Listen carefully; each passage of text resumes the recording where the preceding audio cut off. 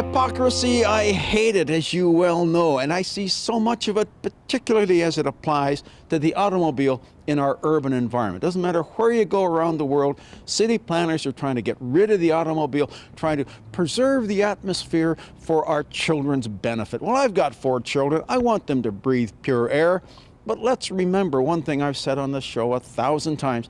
The automobile contributes 12% to atmosphere pollution. 12%, not 88%. That's the other guys. 12% for the car. And this isn't coming from the right-wing extremist media. This is from the official tree-hugging department of the federal government. 12%. So why are urban planners picking on the automobile? Why do they make it so difficult?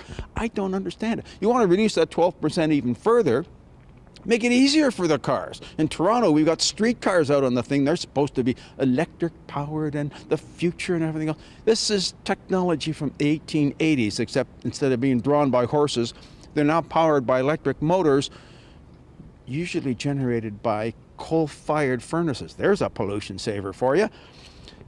And how about synchronized traffic lights? When I was a kid driving to university, yes, we had cars back then, I could tell when the traffic computer was down because it took me 20 minutes longer to get to school. Nowadays, do you ever see 2 green lights in a row? Nope, stop, start, idle, stop, start, idle. We were in New York City a few weeks ago. You go on any of the major avenues, you can see the lights turning green, bing, bing, bing, bing in sequence, and then they all go red, bing, bing, bing in sequence, and the cross traffic goes through. Yeah, traffic is crazy because there's 1 billion people living there, but at least it moves. Why don't we do more of that? Why don't we have more roundabouts and fewer stop signs? That's another one of my favorites, as you well know.